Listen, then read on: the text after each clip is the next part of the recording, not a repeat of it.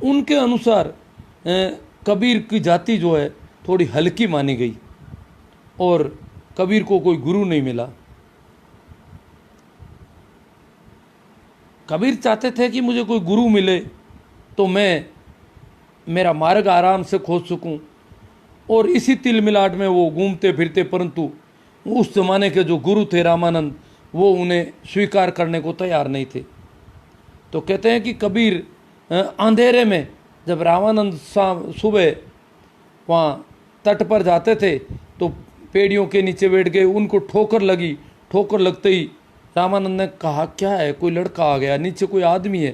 तो रामानंद ने कहा उनको कि बोल राम, और कबीर ने राम का उच्चारण किया। कबीर कहते हैं कि मुझे सूत्र मिल गया रामानंद के जरिए। उन्होंने कह दिया राम राम करना है तुझे, तुझे राम राम का सुमिरन करना है, बोलना है, याद करना है। तो कबीर कहते हैं मैं निहाल हो गया, मतलब इतनी मुश्किल से किसी को गुरु मिला। गुरु उसे स्वीकार करना नहीं चाहते थे। गुरु एक परंपरा के वसीभूत थे कि मेरी परंपरा में अगर मैं कबीर को स्वीकार करूंगा तो ये ठीक नहीं रहेगा। परंपरा में बंधे हुए थे। उस परंपरा में बंधे गुरु से जो मंत्र मिला राम नाम का, राम नाम सुमिरन का, उसके जरिए कबीर ने वो चेतना के उच्च शिखर छुए। और कबीर ने कहा कि गुरु अगर नहीं मिलते तो मेरी हालत खराब हो जाती।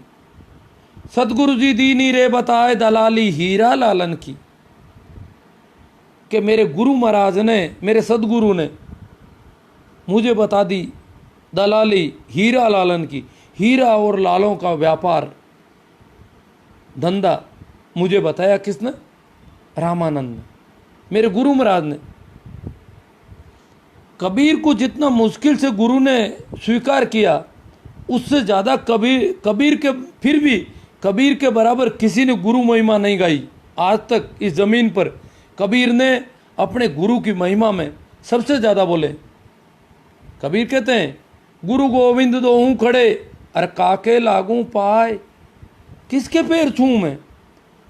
अब मैं भगवान भी, गोविंद भी, ईश्वर भी मेरे साथ है, गुरु भी है, तो मैं किसके पाँव छूं?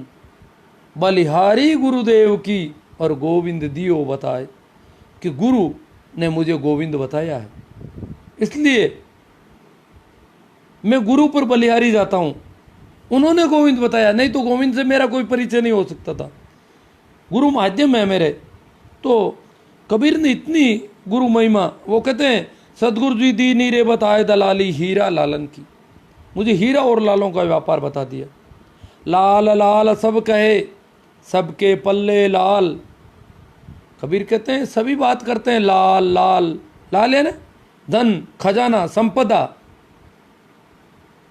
कबीर कहते हैं सबके पास धन है। लाल लाल सब कहे, सबके पल्ले लाल, अर खोल गांठ परखे नहीं नर इन विद भयो कंगाल। ये जो गांठ है, जहाँ संपदा है वहाँ पर वो खोजता नहीं है, बाहर खोजता फिरता है। संपदा तो पल्ले बंधी हुई है, खुद के पास बंधी हुई है, गांठ बंधी हुई है। धन खुद के पास है, संपत्ति खुद के पास है। वो जाता है, कभी मंदिर जाता है, कभी मस्जिद जाता है, कभी गुरुद्वारे जाता है, इधर उधर झांकता है, कभी कथा में जाता है, कभी कीर्तन में जाता है, कभी व्रत करता है, कभी उपवास करता है, कभी कैलाश जाता है, कभी काबा जाता है।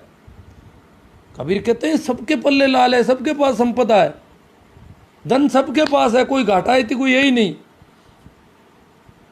हर एक आदमी संपदाशाली है। वो कहते हैं, कबीर कहते हैं कबीर सब जग निर्धना, धनवंता नहीं कोई। कबीर कहते हैं सब गरीब, किसी के पास धन नहीं है। जिन लोगों को हम टाटा बिरला या पता नहीं क्या क्या मानते हैं, कबीर कहते हैं वो तो कुछ नहीं, गरीब। क्योंकि उनकी भी लालसा मिटी नहीं है। वो मर रहे हैं एक एक पैसे के लिए, एक एक कौड़ी के लिए मर रहे हैं। उनके चित्त में कोई शांति नहीं है, कहीं कोई रुका विश्राम नहीं है, भागा दौड़ लगी हुई है। ज़्यादा धन है, ज़्यादा भागा दौड़ है, अलग अलग रास्तों पर भाग रहा है वो।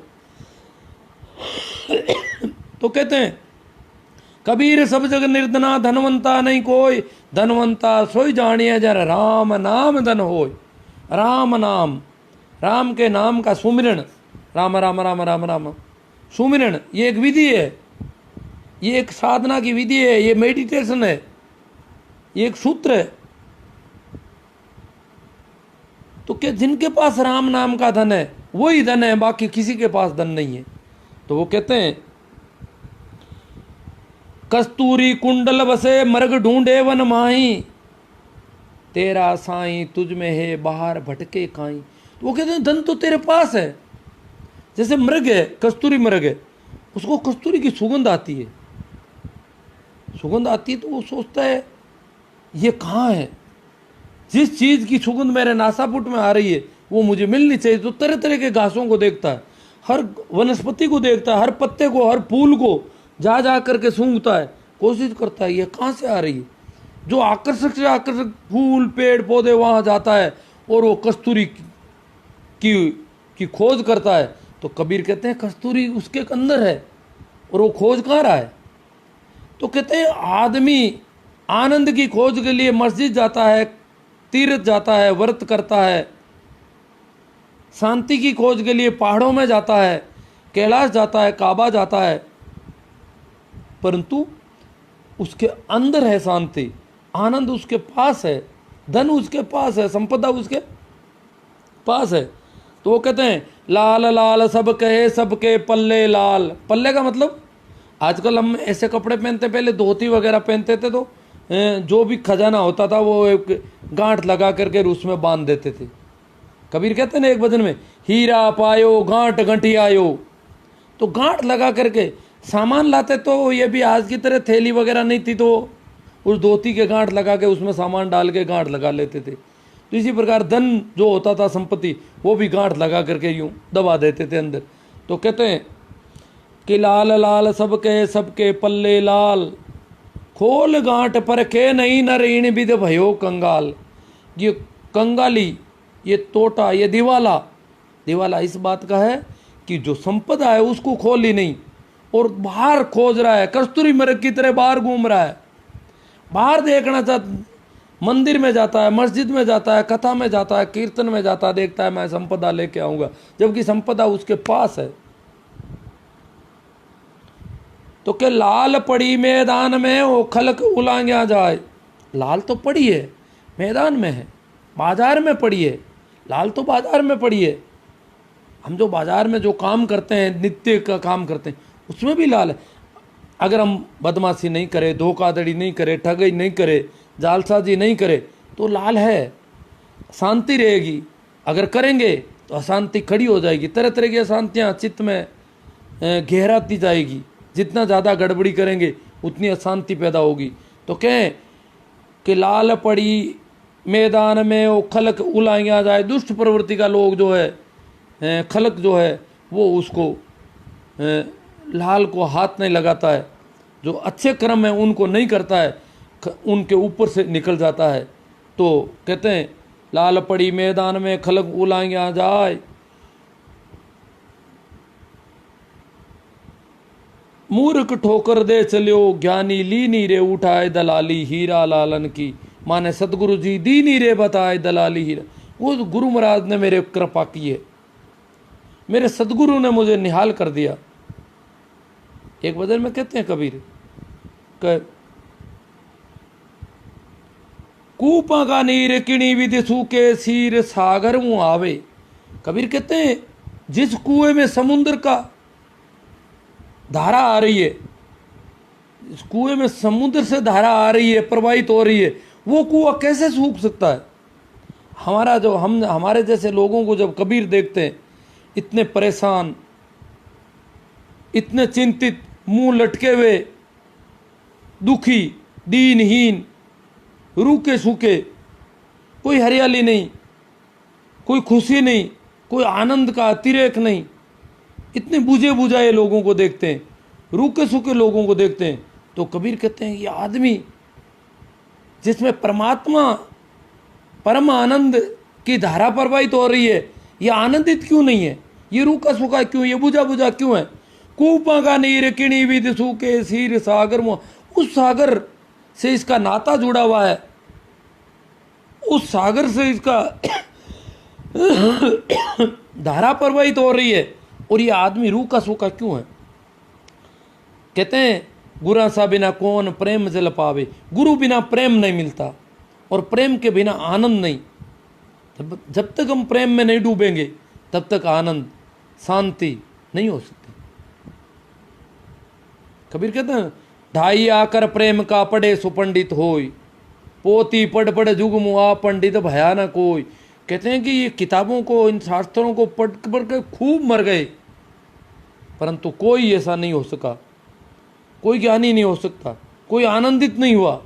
इनसे तो उल्टे दुखी हो रहे हैं लोग। जिसमें प्रेम पैदा हुआ है और वैसे ही वो आदमी खिलने लग गया। जितना ज़्यादा आप पर प्रेमी की जितना खिल सकता है वैसा कोई नहीं खिल सकता। इसलिए एक और भजन में थोड़ा सा हमारे ये दुखी उन्होंने बहुत उसमें उदाहरण दिए उस भजन में। मैं पूरे भजन कहूँगा तो ज़्यादा होगा, या देखता हूँ मैं। वो कहते हैं कूपांगा नहीं रेकिणी विधि सूखे सी। वो कहते हैं कि जैसे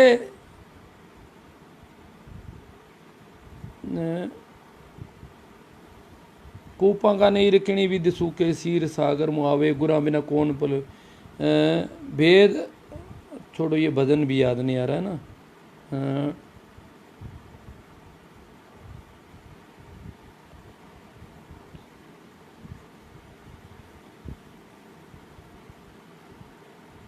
हाँ, और बस ना। वो कहते हैं कि जो फूल में भंवरा जो है बंद होकर के रह जाता है। भंवरा जो है फूल में इस प्रकार अपने आप को बंद कर लेता है। भंवर वासना लेवे हो जावे लीन, मगन मन माही जरा छोड़ नहीं जावे। गुरा सा बिना कौन प्रेम जल पावे, कूपा का नीर किणी विद सूके सीर सागर मुहावे। जिस प्रकार फूल में भंवरा लीन हो जाता है उसको छोड़ता नहीं है। सतगुरु मेरा भंवर स्वरूपी, सतगुरु मेरा भंवर स्वरूपी होय भंवर उड़ जावे। सतगुरु मेरा भंवर स्वरूपी, चलो, सतगुरु मेरा चंदन स्वरूपी। मेरे सतगुरु तो चंदन की तरह है। सतगुरु मेरा चंदन स्वरूपी, और चंदन सर पर लिपटावे। और जो सांप जो है चंदन पर लिपट जाता है, परंतु वो चंदन में इतना मस्त हो जाता है चंदन की खुशबू से कि अगर कोई चंदन को काटता है तो भी वो फुफकार नहीं करता, वो चंदन के साथ कट जाता है। कटने को तैयार होता था परंतु वो फुंकार करना बंद करता था। जो सांप है इतना जहरीला है, उसका जहर भी शांत हो जाता है। सतगुरु इस प्रकार चंदन की तरह सतगुरु की सुगंध होती है कि वो कितना भी अगर क्रोधी स्वभाव का व्यक्ति है वो भी शांत हो जाता है। सतगुरु का ऐसा प्रभाव है। तो वो भजन में थोड़ा बोले, आगे दूसरा लेता हूँ। मान की जमारो बीरा एड़ो काई खोवे केसर रुल रही गारा में। कबीर कहते हैं कि मनुष्य ये दुखी क्यों है, परेशान क्यों है, आनंदित क्यों नहीं है। ये तो केसर स्वरूप ही है। जैसे केसर एक पंखुड़ी होती है फूल की, और कहते हैं कि केसर की पंखुड़ी अगर थोड़ी सी पंखुड़ियाँ खीर में डाल दी जाए तो पूरी खीर में उसकी सुगंध हो जाती है, पूरी मिठाई में उसकी सुगंध हो जाती है, और उसका रंग भी आ जाता है। हम जो बाज़ार में केसर लाते हैं वो ज़्यादातर नकली बहुत ज़्यादा आती है। अगर असली केसर जो है वो बहुत कीमती होती है। तो कबीर कहते हैं कि मेरे सदगुरु जो है मनुष्य का तन, जो मनुष्य जो है केसर स्वरूप ही है। मनुष्य केसर के बराबर है। और एक केसर को जो गारा, गीला गारा कीचड़ में अगर डाल दें तो केसर का कोई महत्व नहीं रह जाता है। कीचड़ में केसर अपनी सुगंध भूल जाती है, केसर की सुगंध कोई काम नहीं कर पाती। तो के मान की जमारो बीरा एड़ो काई खोवे आ केसर रुल रही गारा में। मनुष्य जो है केसर के बराबर है और केसर जो है कीचड़ में फंस गया। केसर अगर कीचड़ में फंस जाए तो फिर केसर की सुगंध का कोई वैल्यू नहीं रहती। मनुष्य को हीरा जन्म बताया संतों ने, हीरा के बराबर है। अवतार बताया, मनुष्य जन्म अवतार है, कोई अवतार नहीं अलग, अलग से कोई अवतार नहीं। हम कहते थे वो तो अवतार हो गए, हम क्या करें, नहीं। उन्होंने कहा कि मनुष्य नाम मात्र मनुष्य अवतार है। ये तो केसर स्वरूप ही है, ये तो हर एक के पल्ले लाल है, इसके हर एक के अंदर कस्तूरी है, कस्तूरी कुंडल बसे। इस प्रकार की हालत मनुष्य की है। हर मनुष्य संपदाशाली है, हर मनुष्य आनंदित हो सकता है, ये हर मनुष्य की गुणवत्ता है। तो वो कहते हैं कि मान की जमारो बीरा एड़ो काई खोवे आके सर रही गारा में। और वो कहते हैं तेरी स्थिति मनुष्य ऐसी हो गई है जिस प्रकार भैंस की हो जाती है। भैंस पदमणि ने हार पहरायो, भैंस जो होती है उसको हीरों का हार, हीरों से जड़ा हुआ हार पहना दे, फिर भी वो जाकर के कीचड़ में बैठती है। भैंस, कबीर कहते हैं भैंस पदमणि ने हार पहरायो बा काई जाने पेरण हारा में। भैंस हार के बारे में जानते नहीं, इसको कैसे रखना चाहिए। जिस प्रकार महारानी को पता होता है कि हार को कैसे रखा जाता है, परंतु भैंस को क्या पता। अगर भैंस के गले में हार डाल दें तो भैंस को तो हार का कोई पता नहीं, वो तो हार को वैसे ही समझती है जैसे जूती टांग दी जाती है उसके भैंस में, कई बार गले में जूती के बराबर समझती है वो तो कहते हैं कि पैर नहीं जाने राख नहीं जाने जाए बेटी गीला गारा में। वो कीचड़ में बैठ जाती है और कीचड़ में भी इस प्रकार लथपथ होने लगती है, चारों ओर कीचड़ का स्वाद लेती है भैंस, और पूरे तन को, बदन को कीचड़ से सन्ना लेती है। और अगर कई जगह खाली रह जाए तो अपनी पूंछ से चारों तरफ बुर्श के रूप में काम लेती है, पूरा कीचड़ से पोत देती है अपने आप को। तो कबीर कहते हैं कि ये मनुष्य, तो तेरी हालत उस भैंस के बराबर है जो हीरों के हार को कीचड़ में खराब कर देती है। तू हीरा है। भैंस पदमणि ने हार पहरायो बा काई जाने पेरण हारा में। पैर नहीं जाने राख नहीं जाने जाए बेटी गीला गारा में। आगे कबीर और भी देखो, ये मतलब पशुओं से तुलना करते हैं मनुष्य की, क्योंकि पशुओं से आया है, इसमें पशुओं से ज़्यादा गुण नहीं है जब तक ये आदमी आनंद को नहीं प्राप्त कर लेता है। इसलिए संतों ने पशुओं के साथ जोड़ा हमको। खेड़ा पाके रामदास कहते हैं एक जगह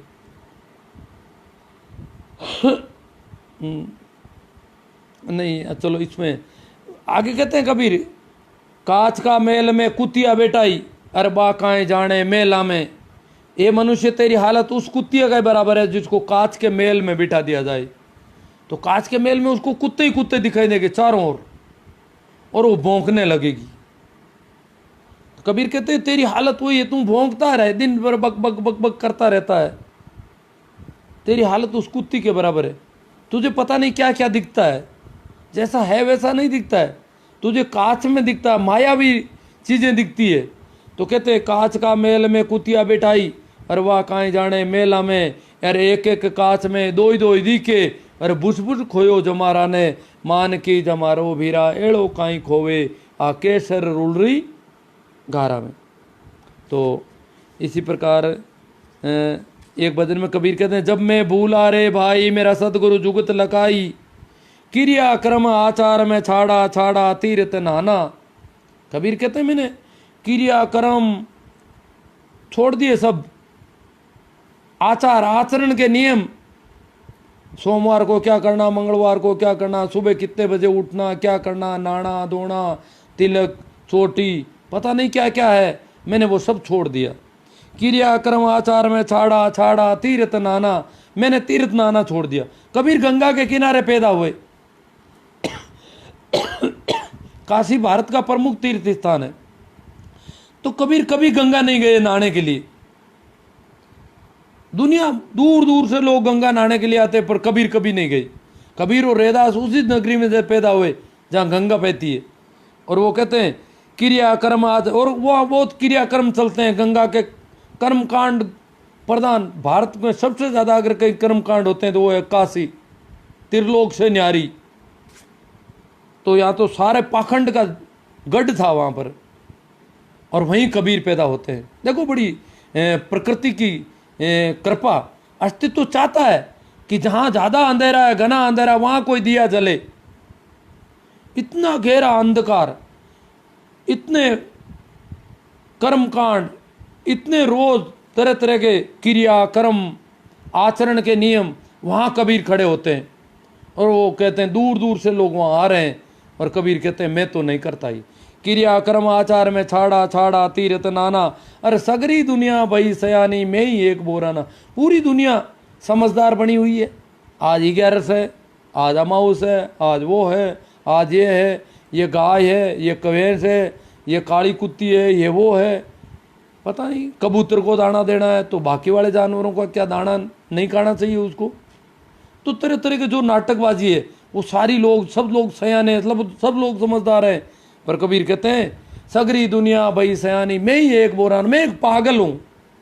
कबीर कहते हैं बहुत समझदार बन गए, सयाने बन गए लोग, मैं एक पागल आदमी बचा हूँ और कोई पागल नहीं यहाँ पर। ना मैं जानूँ सेवा बंदगी, ना मैं पौंप चढ़ाई, मैं सेवा और बंदगी नहीं जानता। ये सेवा सुबह शाम सेवा, आरती भोग वो टोट के, बंदगी करना, रोज नियमानुसार जाना करना, तो ये नियम के बंधन मैं नहीं जानता। ना मैं जानूँ सेवा बंदगी, ना मैं घंटे बजाई, और ना मैं वो घंटे बजाना जानता हूँ। रोज रोज जाकर के लोग दिन भर घंटे बजाते फिरते थे इधर उधर। ना मैं मूर्त धरी सिंहासन, ना मैं पौंप चढ़ाई, न मैंने कोई मूर्त को विराजमान किया है, कहीं पर जमाया है, स्थापित किया है, और न मैं उस पर जाकर के फूल चढ़ाता हूँ पत्थरों पर। मैं पत्थरों पर फूल चढ़ाने वालों में से नहीं हूँ। कबीर कहते मैं भी पहले ऐसा ही था, ऐसी बात नहीं है, ये तो सदगुरु की कृपा हुई, उन्होंने मुझे राम नाम का मंत्र दिया, और वो राम नाम के सुमरन से मेरे चेतना के द्वार खुल गए। मुझे पता लगा कि ये तो मामला गड़बड़ है, ये पाखंड और अंधविश्वास का पता मुझे नहीं चलता। अगर मुझे कोई सिखाता तो भी नहीं चलता, परंतु जैसे जैसे मैंने राम नाम का स्मरण शुरू किया, और एकदम से मेरे अंदर से जो पैदा हुआ अनुभूत सत्य जो गूंजा मेरे अंदर से, तभी कबीर कहते हैं सत्य, सत्य नाम, सत्य का नाम, नाम सुमिरन। तो कबीर कहते हैं पहले मैं क्या था, पीछे लागा जाए था मैं लोक वेद के साथी। जो लोग जिस प्रकार के जो कर रहे थे काम, वही मैं कर रहा था। पहले तो मैं ही यूं ही फिर रहा था, कभी मंदिर जाता, कभी ये उपवास छोटे मोटे टोट के सारे कर रहा था।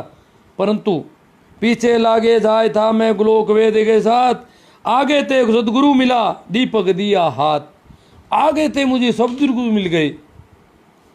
इसका मतलब हो सकता है कबीर भी गंगा के किनारे पर गए होंगे सुबह सुबह जल्दी उठ के,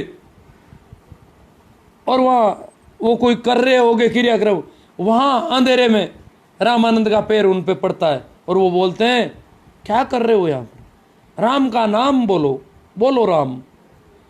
सुमरन का मंत्र दे दिया और कबीर को नाम मिल गया। तो के पीछे लागा जाए था मैं लोक वेद के साथी, आगे थे गुरुदेव मिला दीपक दिया हाथी। मुझे दिया दे दिया, हाथ में दिया दे दिया, अब मैं क्या, अब मुझे क्या चाहिए, अब मैं कौन से शास्त्र पढ़ूं। शास्त्रों के खिलाफ बोलते हैं कबीर, कहते हैं पोती पढ़ पढ़ जुग मुआ। ये शास्त्र पढ़ पढ़ कर बहुत सारे लोग मर गए, इनसे कुछ नहीं। प्रेम जो मुझे मिला, जो प्रेम का अनुभव हुआ, वो इस दिए की वजह से हुआ जो दीपक मुझे सदगुरु ने दिया है। भक्ति भजन हरि नाम है दूजा दुख अपार। वो कहते हैं भक्ति भजन वो हरि का नाम है, वो राम का नाम है, और सब अपार दुख हैं, अनेक दुख हैं। ये सारे टोने टोट के, ये कर्म कांड, ये क्रिया, ये पान पूजा, ये फूल चढ़ाना, ये करना वो करना, तो ये पुण्य पाप, ये सारी चीज़ें बोले, उन्होंने कहा कि ये सारी चीज़ें गड़बड़ है। तो कहते हैं भक्ति भजन हरि नाम है दूजा दुख अपार, मन सा वाचा कबीर कर्मणार। कबीर सुमरण सार, सुमरण जो स्मरण है राम के नाम का, वो मन से भी होना चाहिए, वचन से तो करते ही हैं। मन सा वाचा कर्मणा, कर्म जो काम कर रहे हैं। कबीर कहते मैं सोऊं तो पूजा, जो भी करता हूँ पूजा हो रही है, जो काम कर रहा हूँ उसमें भी सुमरण चल रहा है। सुमरण छूटता है, कुछ भी करूँ सुमरण निरंतर चलता है। अविरल धारा चल रही है सुमिरन की, चाहे मैं किसी भी काम में लगाऊं, पर सुमिरन भूले से नहीं भूल सकता मैं। सतत धारा चलने लग गई मेरी सुमिरन की। तो कहते हैं मनसा वाचा कर्मणा कबीर सुमिरन सार, आंखरियां झाई पड़ी पंत निहार ने। कबीर भी मीरा की तरह कहते हैं कि मेरी आंखों में झाई पड़ गई, मैं भी पंत निहार रहा हूं, अब मुझे मिले, कब मैं निहाल हो जाऊंगा। पंत निहार निहार जी बढ़िया छाला पड़ा, राम पुकार पुकार, राम राम राम राम, मेरी जीभ के छाले पड़ गए, इतनी गहरी पुकार। कबीरा वेद बुलाए के पकड़ दिखाई मोरी बाएं, वेदन वेद जानिए वेदन वेद न जानिए, अरे करक कलेजा माए। वेद बेचारा यहाँ देख रहा है। कबीर कहते हैं मेरे तो गहरी बीमारी है, ये ऐसी ऊपर की बीमारी नहीं है जो वेदराज जी रोज लोगों का इलाज कर रहे हो आप। जिन लोगों के आप इस प्रकार की बीमारियों का, जिन बीमारियों का आपका अनुभव है, वैसी कोई बीमारी नहीं। मेरी बीमारी बहुत गहरी है, वो तो कर्क कलेजे में आए, कलेजे में कर्क लगी हुई है, हृदय में आघात लगा हुआ मेरे। तो पाखंड पर कबीर कहते हैं मोह को कहाँ ढूंढो रे बंदो, मैं तो तेरे पास में, मैं तो तेरे पास हूँ, तू कहाँ जा रहा है, काबा कैलाश कहाँ, मंदिर मस्जिद, वहाँ क्या मिलेगा, वहाँ क्या ढूंढ रहा है तू, वहाँ ढूंढ रहा है जहाँ मैं नहीं हूँ, और वहाँ चाहे कितना ही ढूंढेगा तो कभी मिल नहीं पाऊंगा। मैं तो तेरे पूरा पास, सब पास से भी पास, दूर आते दूरा नेड़ा से नेड़ा। तो कह ना मैं देवड़ ना मैं मस्जिद ना काबे कैलाश में, ना मैं देवड़ ना मैं मस्जिद ना काबे कैलाश में, ना तो कोनो क्रियाक्रम में, न मैं क्रियाक्रम में कर्मकांडों में, नहीं जोग वैराग में, न मैं योग वैराग में, न मैं घर छोड़ने से भी नहीं हूँ। ये नहीं वैरागी बन जाऊँ, बाहर फिरूंगा, तरह तरह के कपड़े पहन लूंगा तो कुछ हो जाएगा। कबीर कहते ऐसा कुछ नहीं, वो तो तेरे पास में, तू कहीं भी जाएगा तो भी साथ रहेगा। खोजी हो तो तुरंत मिली हो, पल भर की तलाश में। अगर सच्चा कोई खोजी हो तो पल भर में, समय ही नहीं लगता है बिल्कुल। होना खोजी चाहिए, खोजी होना चाहिए, पूरी प्यास होनी चाहिए, पूरी खोजने की ललक होनी। खोजी हो तो हो तुरंत मिली हो, पल भर की तलाश में, मैं तो रहो शहर के बाहर मेरी पूरी मवास में। मैं तो मेरी पूरी मस्ती में, शहर के बाहर जो शहर है हमारा बसाया हुआ, ये मन का शहर, ये जो संसार हमारा बसा है, इस संसार से बिल्कुल मैं अलग रहता हूँ। मैं तो पूरी मस्ती में रहता हूँ, पूरे आनंद में डूबा हुआ रहता हूँ। के कबीर सुनो भाई साधो, मैं सब सांसों की सांस में, मैं तो सांस सांस में रमा हुआ हूँ, सब सांसों में, प्रत्येक व्यक्ति की सांसों की सांस में हूँ। जो तिलमाई तेल है, जो चकमक में आगी, तेरा साई तुझ में है, जागी सके तो जागी। तो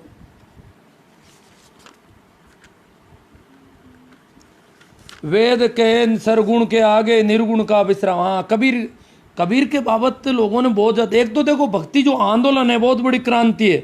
महावीर और बुद्ध के बाद में इस देश में पाखंड ने इतनी जड़ें गहरी जमा ली, और उस पूरे लंबे चौड़े इतिहास में 2000 साल बाद में कबीर आते हैं।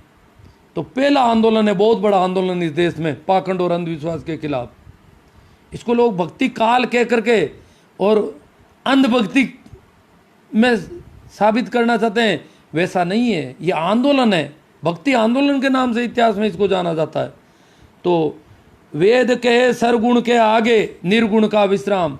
कुछ लोग कबीर को कहते हैं वो तो निर्गुण भक्ति थी उसकी, वो तो मूर्ति को नहीं मानता था। नहीं, कबीर कहते हैं वेद और शास्त्र जो कह रहे हैं कि सरगुण के आगे निर्गुण जो है विश्राम हो जाता है, रुक जाता है।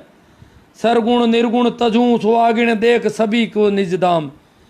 कबीर ने कहते हैं सरगुण और निर्गुण दोनों को छोड़ो तो सुहागिण हो गई, तेरे पिया मिल गया, पीऊ मिल गया तो सुहागिण हो जाती है।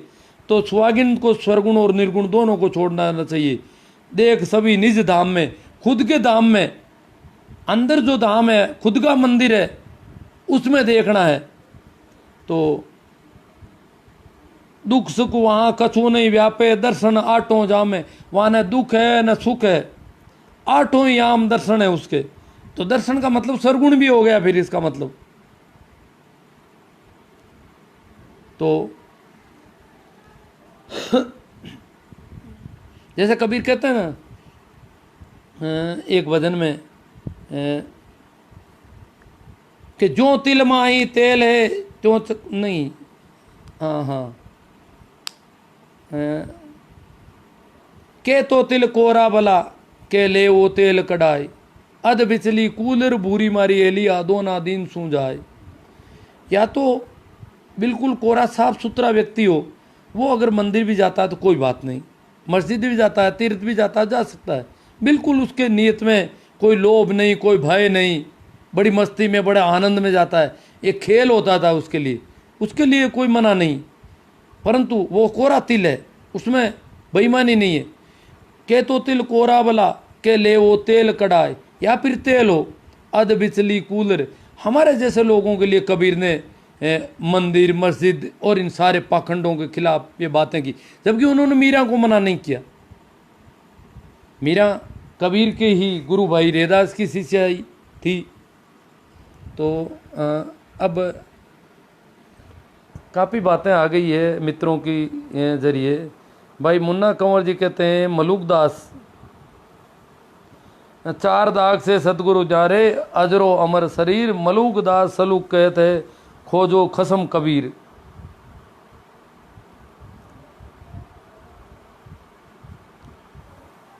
जो दाग है, दाग का मतलब जो दहन है, जो पीड़ाएं हैं हमारी, उन सब से जो है सतगुरु अलग है, ऐसा कुछ है इसमें। गुरुजी जितना इस कार्यक्रम में एस सी से जुड़ा हुआ, वरना ओबीसी जुड़ जाए तो इस यूनिवर्सिटी ने बना दिया। दादू दयाल जी, कोई सरगुण में रीझ रहा है, कोई निर्गुण ठहरा है, दादू गति कबीर की मोह से कहीं न जाए। देख लो दादू ने, मुन्ना कंवर जी बहुत गजब का लाए हो आप तो यार। दादू कहते हैं कोई सरगुण में रीझ रहा है, वो मतलब मूर्ति के आगे दीवाना हो रहा है। कोई निर्गुण ठहरा है, दादू गति कबीर की मोह से कहीं ना जाए।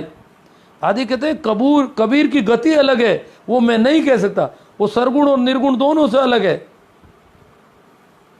दादू दयाल, जिन मोह को निज नाम दिया सोई सतगुरु हमार, दादू दूसरा कोई नहीं कबीर सृजनहार।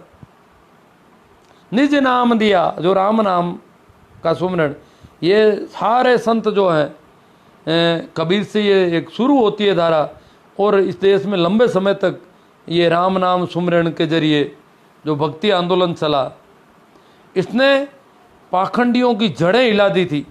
तिल मिलाट हो गई थी पंडितों में, जो मंदिर के नाम पर बिजनेस कर रहे थे, धंधा कर रहे थे, कमाई कर रहे थे, लूट मचा रखी थी, उनकी हालत खराब हो गई थी।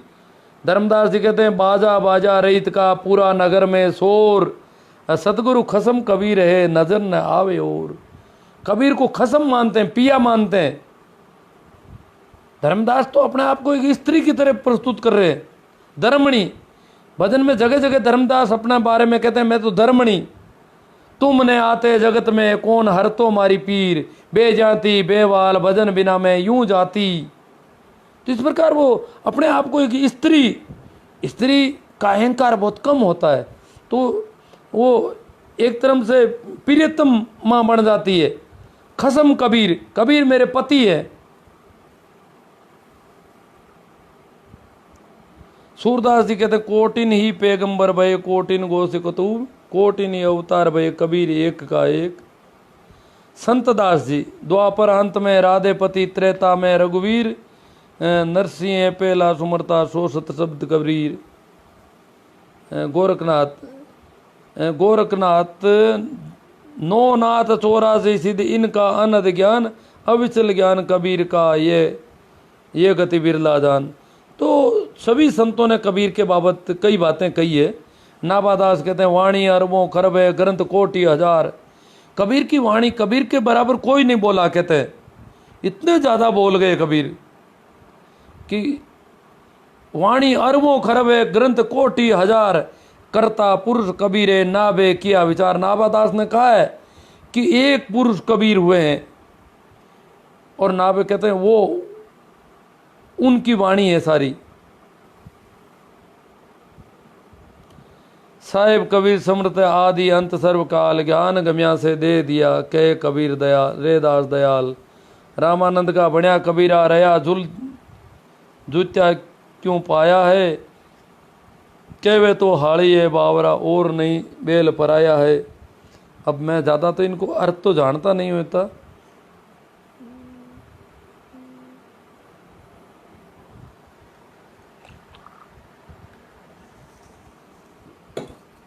संत जगजीवन ये जयपुर के आसपास हुए तो वो कहते हैं संत अनेक संसार में, सतगुरु सत्य कबीर जगजीवन आप कहते सुरती नृत्य के तीर। सुख रामदास जी बिराई के, आत्म में परमात्म दर्शे परमात्म में झाई, झाई में पर जाई दर्शे लखे कबीरा साई। सभी संतों ने कबीर की महिमा गाई है। गुरु बिना कौन प्रेम जल पावे। बीरा राजस्थानी जी मैं तो ये भजन भूल ही गया, ठीक ढंग से बोल ही नहीं पाया।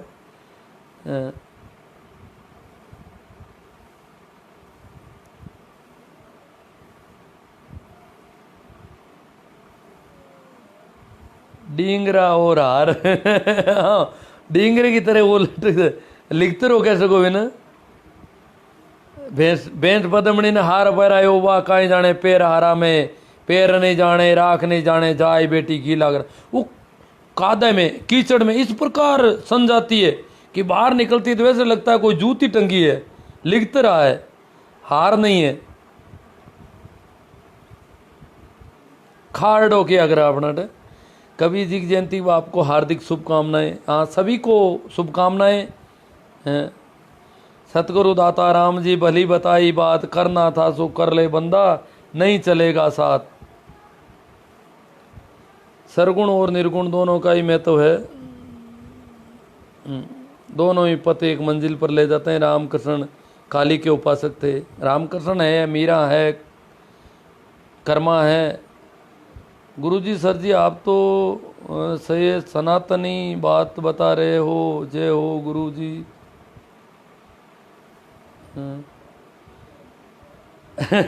मोहन लाल जी कह रहे हैं मंदिर जाना बुरा नहीं, मगर सचमुच जाए तो ही बात है। नजर भगवान की मूर्ति की तरफ वो न कि जूतियों की तरह। सुरेश जी आत्म साक्षात्कार दिवस पर सभी मित्रों के लिए चुनौती स्वीकार करने के अवसर पर उपयोग करने की क्षमता है प्रार्थना। संत कबीर जयंती पर नमन। इन्होंने कोई भजन लाए हैं मेघवंशी जी। मोह को कहाँ ढूंढे रे बंदा मैं तो तेरे पास, न मैं नहीं खाल में नहीं पोंछ में ना हड्डी में मांस में, ना मैं देवल ना मस्जिद काबे केड़ा, ना तो कोनो क्रियाक्रम में खोजी हो तो तुरंत मिली हो। मैं तो रहो शहर के बाहर पूरी अपनी मवास में, कहे कबीर सुनो भाई साधो मैं सांसों की सांस में। हाँ, इन्होंने पूरा पूरा बोल दिया इसको। हमारे लिए तो आप विश्वास श्रद्धा प्रेम भक्ति सोपान, प्रेम आप पेड़ से ही करो तो भी। हाँ, अपन मूर्ति से प्रेम कर सकते हैं, पत्थर से, और पेड़ से नहीं कर पा रहे। देखो हमारी स्थिति, किसी कुत्ते के, गाय के सामने, भैंस के सामने भी हम बैठ सकते हैं। उनकी आंखों में आंखें डालकर हम मुस्कुराते हैं तो लोग पागल कहेंगे। मूर्ति के सामने लोग मुस्कुराते हैं पर लोग वो समझदार कहलाते हैं। पत्थर के सामने जो नाचते हैं वो समझदार कहलाते हैं। अगर भैंस के सामने कोई नाचे तो उसको मूर्ख माना जाता है इस देश में। देखो आदमी की समझ को देखो। अगर कोई भैंस के सामने, अगर कोई गुलाब के फूल के पौधे के चारों ओर नाचे, गीत गाए, गुनगुनाए, हंसे, मुस्कुराए, उसको देख करके राजी हो तो लोग पागल मानेंगे उसको अस्पताल पागल खाना ले जाएंगे।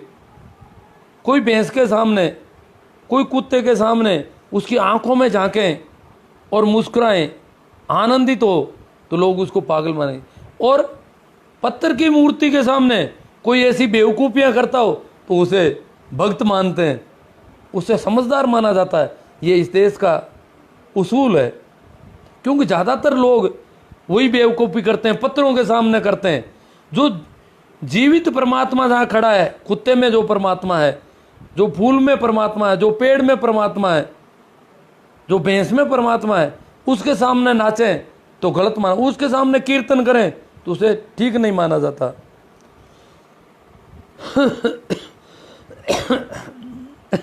बहुत लाज करने के ते तो आप बताओ, आप कहीं करा देखो ठीक है ना।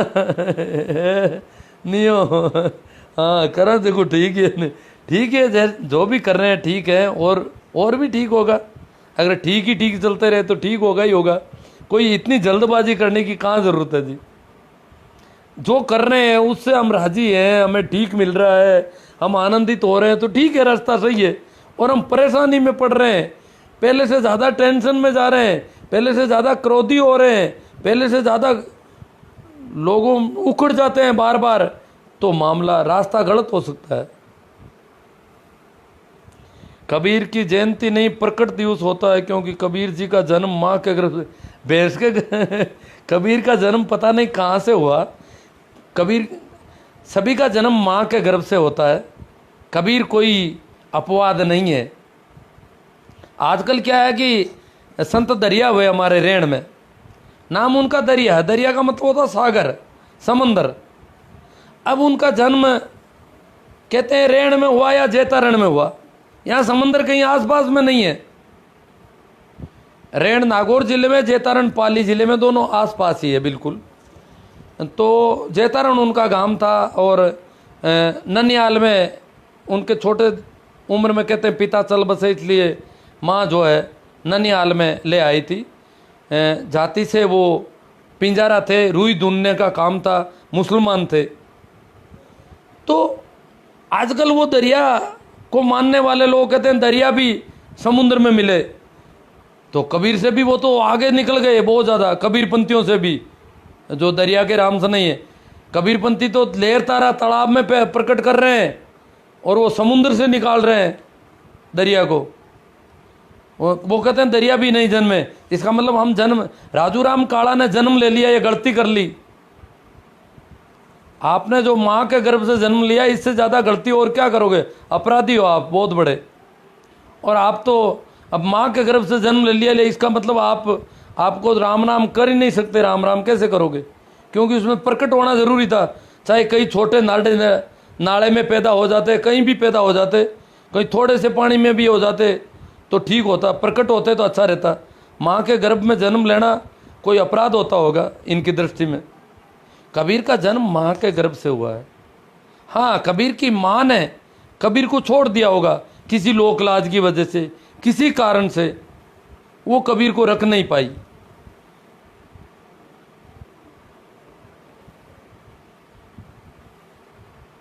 परंतु कबीर पंथियों को ये बड़ी गड़बड़ लगती है बात, उनको चिढ़ होती है ऐसी बात कहते हैं। कबीर कहते हैं अपने उपजा पूत कमाल, कबीर वाणी में ये बात आती है। कबीर कहते हैं मेरे बेटा जो है कमाल, उनका बेटा कहलाता है। लोई के संबंध में बानन गणन समारण सोई, कहे कबीर सुने सोई लोई, कहे कबीर सुने लोई। ए लोई सुन, तू कबीर क्या कह रहे हैं तुझे? सुने लोई भानन गढ़न संवारण सोई। वही भानन वाला है, वही गढ़ने वाला है, वही बनाने वाला है, वही मिटाने वाला है। परमात्मा के संबंध में लोई से जो चर्चा कर रहे हैं कबीर,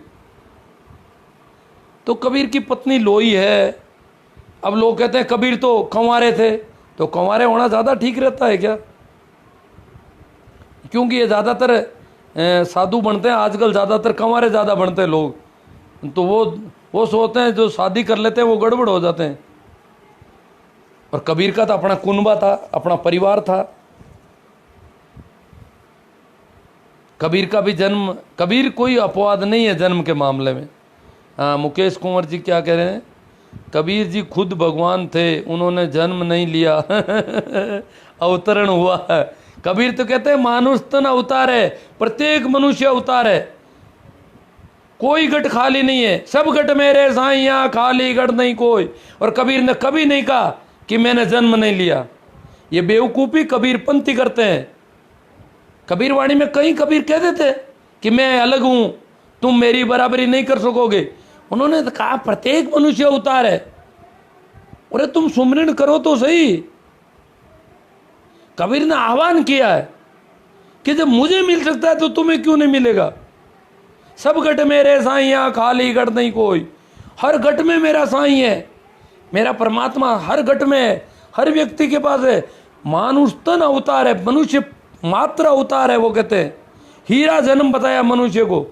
और ये कबीरपंथी कितनी बेवकूफियां कर रहे हैं कबीर के नाम पर। मुकेश कुमार जी, आप कबीरपंथी है मुझे लगता है। अवतरण हुआ मतलब प्रकट हुए, 120 वर्ष के प्रकट शरीर लेटर, क्या पता क्या क्या कहना चाहते हैं ये लोग। कबीर ने तो नहीं कहा कभी वाणी में कि मैं तो प्रकट हुआ हूं भाई। धर्मीदार, तू तेरी मां के पेट से जन्मा है, तेरा कुछ नहीं सुधार होने वाला है। पहले किसी नाले में से किसी नदी में से निकल गया, प्रकट हो। कबीर ने धर्मीदास को उठाया पूरी तरह से, कहा मिलेगा तुझे आराम से। हाथ पकड़ के खड़ा किया है गरीबदास को, धर्मदास को, कई लोगों को कबीर ने हाथ पकड़ के खड़ा किया है। कबीर ने यह नहीं कहा कि मैं तो अवतार हूं, मेरा तो अवतरण हुआ, मैं प्रकट हुआ हूं, तुम क्या जानो, तुम या मेरे पास क्यों आते हो। कबीर ने कभी नहीं कहा। गीता जी, सीता जी, पता नहीं क्या क्या है ये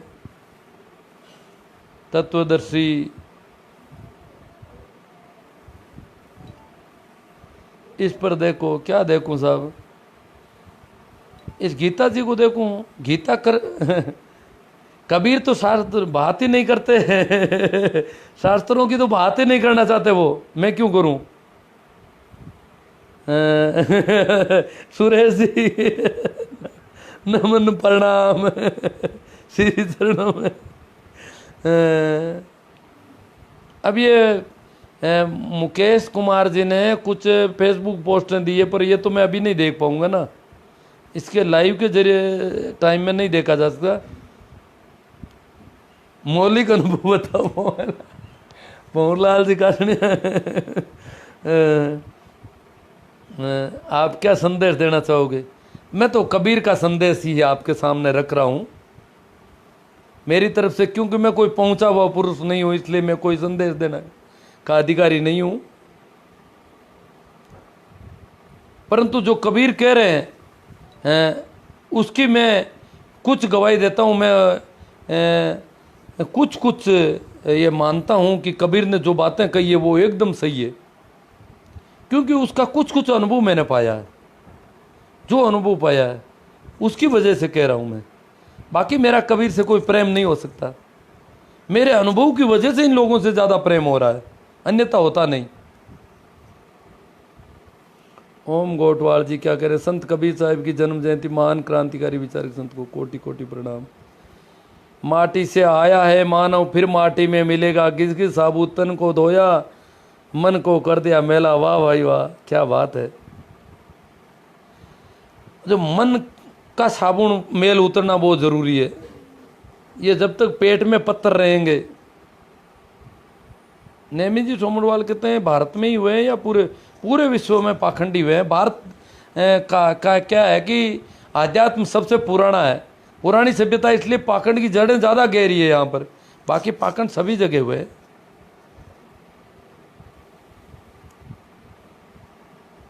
टर्निंग पॉइंट, आपका भक्ति की तरफ रुझान कब हुआ, कोई टर्निंग पॉइंट। हाँ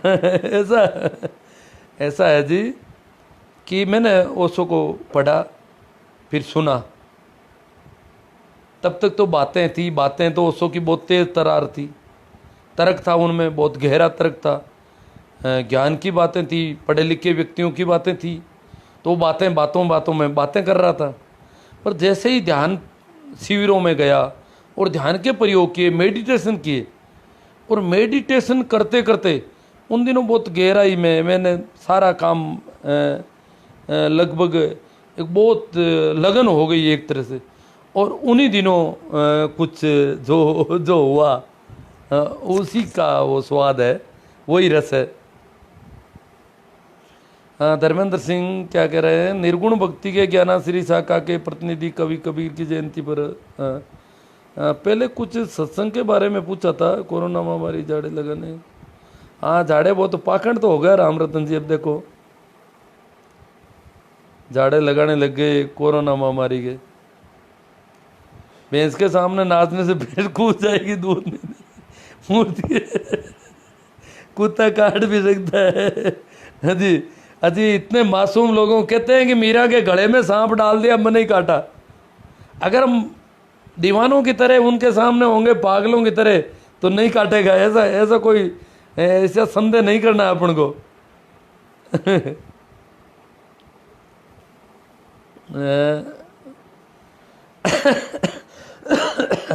भैंस के सामने नाचने से भैंस कूदेगी या नहीं कूदेगी, परंतु घर वाले भर्ती करवाने के लिए ले जाएंगे हॉस्पिटल कि पागल हो गया है। हाँ, दरिया नदी को भी कहते हैं, समुद्र को भी कहते हैं। गुजराती में समुद्र को भी दरिया कहते हैं। वैसे हिंदी में दरिया नदी को कहते हैं, दरियाव समुद्र को कहते हैं। और संत दरिया को दरियाव महाराज भी कहते हैं, दरिया भी कहते हैं। और गुजराती में जो है समुद्र को भी दरिया कहते हैं।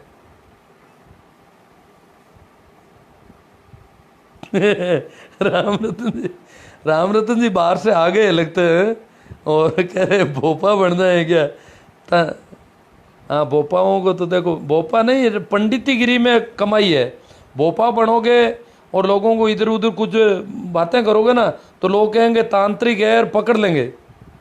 और ये जो पंडितों का काम है ना, कर्मकांड, ये धर्म सम्मत है। इसको पूरा भारत में बहुत अच्छी मान्यता है। वो चाहे कितना भी ठगे, कितनी धोखाधड़ी करे, परंतु तांत्रिक के रूप में पंडितों को नहीं पकड़ा जाता इस देश में।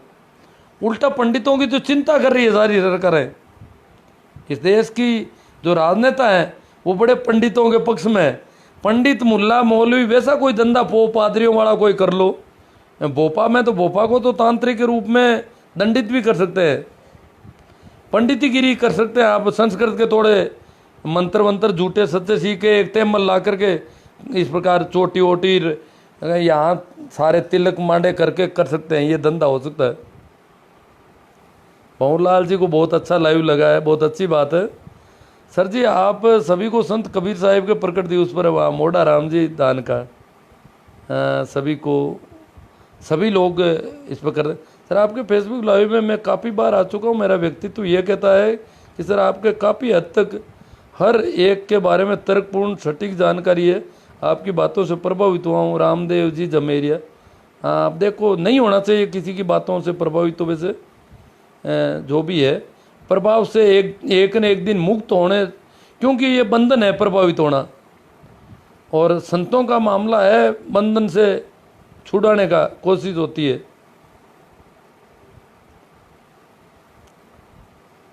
तो पहले कुछ कमेंट दिखाई भी दिए थे, अब कहीं गायब हो गए हैं।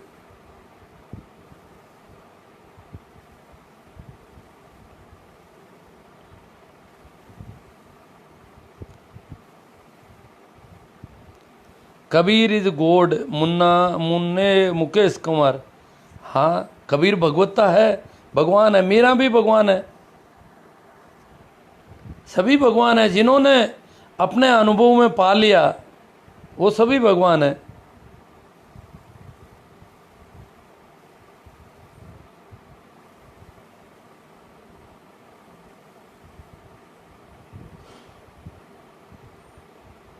कबीर खुद भगवान थे, पर उन्होंने जन्म नहीं लिया। मुकेश कुमार जी, ये आपको किसने कह दिया? कबीर वाणी में तो कहीं नहीं कहा है कि मैंने जन्म नहीं लिया। भाई, मैं आपकी तरह थोड़ा ही हूं। ये बातें आती कहाँ से है इतनी? सिर्फ संत कबीर की वाणी पढ़ी है पूरी, वहां पर कहीं ऐसी बात नहीं है।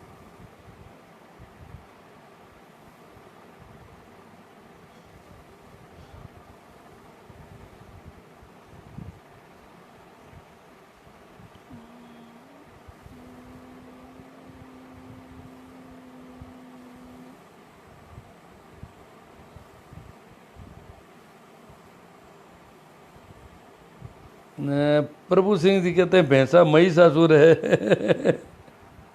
आप देखो, आप तो असुर, तो किसी को भी असुर कह सकते हो। लोग तो महिषासुर की पूजा कर रहे हैं। हाँ, आपने भैंसा को बदनाम कर रखा है ना।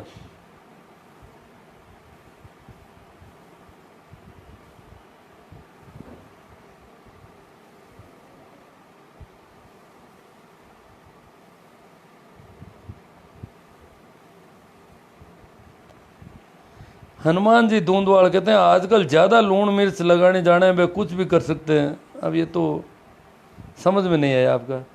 वीरेंद्र जी गोयल, पाखंड और अंधविश्वास समय के साथ क्यों बढ़ रहे हैं? पाखंड और अंधविश्वास सदैव रहे हैं इस ज़मीन पर। संतों ने बहुत बोला है इसके खिलाफ। कबीर ने अगर इतना पाखंड और अंधविश्वास के खिलाफ बोला है तो शायद आज से भी ज़्यादा पाखंड और अंधविश्वास था उस समय। अभी तो कम हो रहा है। ग्लोबलाइजेशन जैसे जैसे हो रहा है, जैसे जैसे विज्ञान का प्रभाव हो रहा है, वैसे वैसे कम हो रहा है। धर्मेंद्र सिंह कहते हैं सज्जन से सज्जन मिले होवे दो दो हाथ, गधा से गधा मिले खावे दो दो लात। सर कभी घोटन की तरफ आना हो तो सेवा का मौका अवश्य दें। हाँ देखते हैं, आना तो होता है, सुनता कम हूँ, मिल तो लेंगे हम अपन। परमात्मा की ओर से कबीर का इशारा था, आप परमात्मा को जान गए या जानने के कितने करीब है? सतीश जी पटेल ठीक ठीक है। हम तो राह के राही है, चल रहे हैं। जितना भी जाना है वो काफ़ी आनंदित करने वाला है, काफ़ी मस्ती मिली है और मिलता रहेगा। और ये तो अथाह है, सदैव पूरा नहीं होता कभी। और परम मस्ती में मैं नहीं हूँ, क्योंकि उसमें तो कहते हैं कि कभी मस्ती आगे पीछे भी नहीं होती है, ऐसी मस्ती है। जैसे मीरा कहती है ना, छकी फिरूं दिन राती, दिन और रात मस्ती उतरती नहीं है। किसी भी परिस्थिति में उसकी मन स्थिति पर कोई प्रभाव नहीं पड़ सकता, तब आदमी पूरा होता है। तो ठीक है मित्रों, साहित्य अपने कमेंट पर सब पर बातें हो गई। और कबीर साहब की जयंती है और हम पाखंड और अंधविश्वास से कितना अलग हो सकते हैं। आज कबीर को, अगर कबीर की जयंती पर अपन कबीर को याद करते हैं तो होना ये चाहिए कि हम पाखंड और अंधविश्वास से अपने आप को दूर हटाएं। हम उन ये जो धंधे वाले लोग हैं, बिजनेस वाले हैं, मुल्ले हैं, मौलवी है, पोप है, पादरी है, ये पंडे हैं, इनके चक्कर में हम आते हैं। इन बेवकूफ़ों के ये हमको ठग के ले जाते हैं, हमारे साथ धोखाधड़ी कर लेते हैं हजार तरह की। कबीर की जयंती हमारे लिए बहुत बड़ा संदेश है कि कबीर जैसे लोग यहाँ हुए और इस धरती पर आज पाखंड और अंधविश्वास चल रहा है। पढ़े लिखे लोगों के साथ सबसे ज़्यादा इनके तिरुपति में बाल काट लिए जाते हैं बेचारों के। तिरुपति में इनको बहुत ज़्यादा सोना और चांदी चढ़ाना पड़ रहा है। ये हालत है इस देश में। कबीर के इलाके में जहाँ कबीर हो जाते हैं, जहाँ बुद्ध हो जाते हैं, जहाँ महावीर हो जाते हैं, जहाँ रैदास होते हैं, मीरा, दरिया, दादू, बहुत लंबी चौड़ी, मलूक, पलटू, चरणदास, रामदास, श्रृंखला है लंबी चौड़ी संतों की, गोरख, पतंजलि, वहाँ पर इतना पाखंड और अंधविश्वास। तो अगर हम कबीर को याद करते हैं तो एक ही बात है सबसे बड़ी, कि हम इतनी हिम्मत जुटा सकें कि इन मूर्तियों से डरना छोड़ें। इन मूर्तियों के सामने भिखमंगों की तरह खड़े नहीं हों, इनसे कोई अपेक्षाएं नहीं पाल लें। इन मंदिरों में, इन मस्जिदों में कुछ हो सकता है, ये सारी चीज़ें हमें छूटनी चाहिए। हम इसके लिए हम भी राम नाम सुमरण या किसी सदगुरु की तलाश में जाएं। एक बहुत बड़ी बात है गुरु के मामले में, संतों ने गुरु की बहुत महिमा गाई है। और इसलिए लोग क्या है कि कहते हैं कि गुरु करना बहुत ज़रूरी है। और किसी को भी जो अलग रंग के कपड़े पहनता है, जीन्स की पैंट पहनता है, उसको गुरु नहीं करेंगे हम। वो तो जीन्स की पैंट, जो कपड़े को लपेट के आता है, रंग रंगीले कपड़े, तिलक छापे, पता नहीं, या मौलवी की टोपी लगा के आता है, कुछ कुछ सांग करता है, पाखंड करता है, धोखाधड़ी करता है, उसको हम गुरु बना लेते हैं, उसके शिष्य हो जाते हैं, उसके शागिर्द हो जाते हैं, तो बहुत बड़ा धोखा खा जाते हैं। इसलिए हम उस गुरु की तलाश करें, सच्चे गुरु की, उस तलाश में निकलें। वो प्यास हो गई, अरे उसने अगर कोई दिया है हमें और हमने उस रास्ते पर चले हैं और हमें कुछ शांति मिली है, हम आनंदित हुए हैं, हमारे तनाव कम हुए हैं, हमारे हमारे अंदर प्रेम पैदा हुआ है, लोगों से हमारी घृणाएं दूर हट गई है, ईर्ष्या द्वेष कम हो गए हैं, तो रास्ता सही है, तो गुरु है। और अन्यथा गुरु बदल लेना चाहिए रोज। संतों ने बहुत गुरु बदले हैं, किसी एक को पकड़ के नहीं बैठे हैं कभी। तो यही सबसे बड़ा है कि हम कबीर जयंती पर, कबीर जन्मदिन पर हम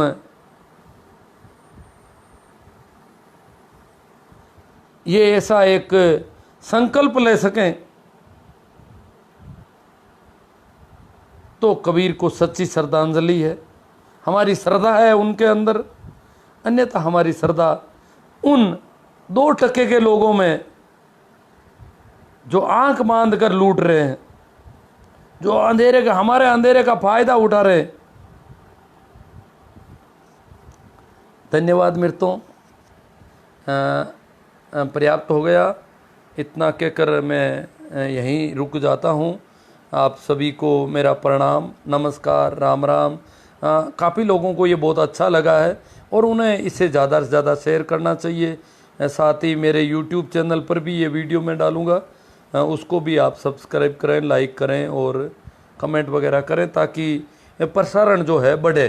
अगर हम चाहते हैं कि ये बात आगे तक जानी चाहिए, कहीं पहुंचनी चाहिए, तो ये सहयोग आप सबके द्वारा हो सकता है और आपके सहयोग से ही इसका प्रसारण जो है बढ़ेगा। धन्यवाद, प्रणाम, नमस्कार, राम राम।